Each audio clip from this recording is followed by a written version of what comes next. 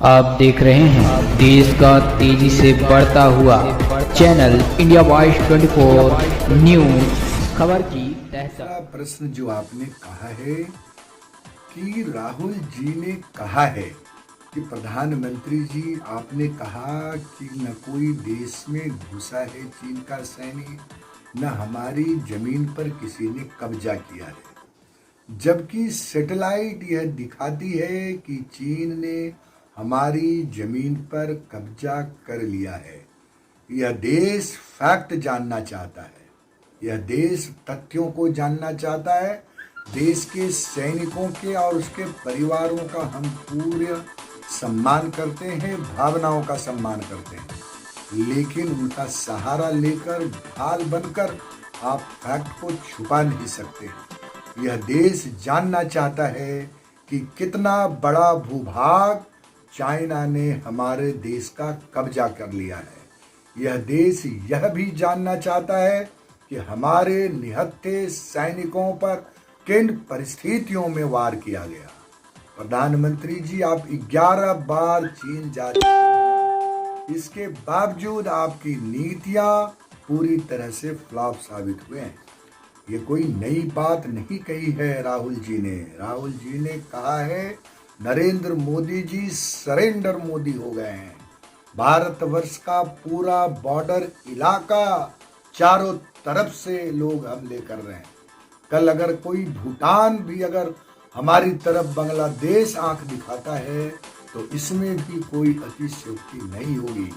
इसलिए राहुल गांधी जी के प्रश्नों का साफ साफ उत्तर दीजिए कि चीन ने हमारे कितने बड़े भूभाग को अपने कब्जे में कर लिया। आदत को लेकर धर्मेंद्र प्रधान जी को कोई नसीहत देने का अधिकार नहीं है। राहुल गांधी जी और पूरे परिवार ने दो शहादत दी है, देश की इस मिट्टी के लिए कुर्बानी दिया है।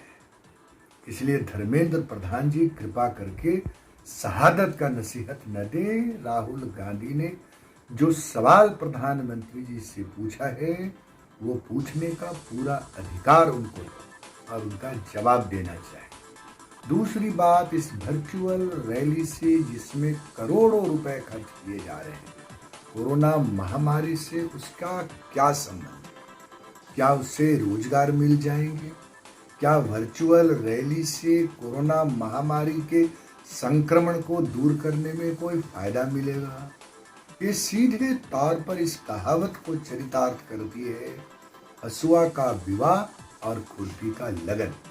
इसके अतिरिक्त कुछ नहीं है, एक तरह का एकमात्र यह नौटंकी है।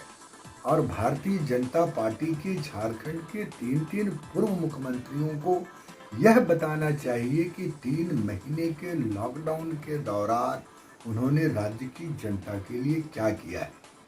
दुनिया की सबसे बड़ी पार्टी का दंभ भरने वाली भाजपा के रांची के कार्यालय में 6.5 किलो का ताला लटका हुआ है और दिन भर मक्खन रोटी खाकर तीनों पूर्व मुख्यमंत्रियों ने सिवाय पत्र लिखकर और उसको छपवाने के अलावा कोई दूसरा काम नहीं किया है।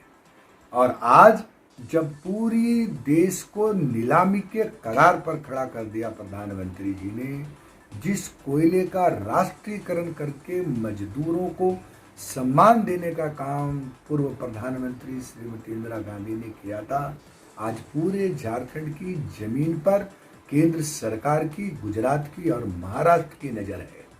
पहले भी जब पिछली सरकार थी, आज से 4 महीने पहले, तो झारखंड की जमीन में पावर प्लांट बांग्लादेश के लिए लगाने के लिए अडानी ग्रुप को जमीन दी गई। तो इस तरह से ये वर्चुअल रैली के माध्यम से आज बिहार के चुनाव को प्रभावित करने की ये रैली है। इसके अलावा और कुछ भी नहीं है जिसका फलाफल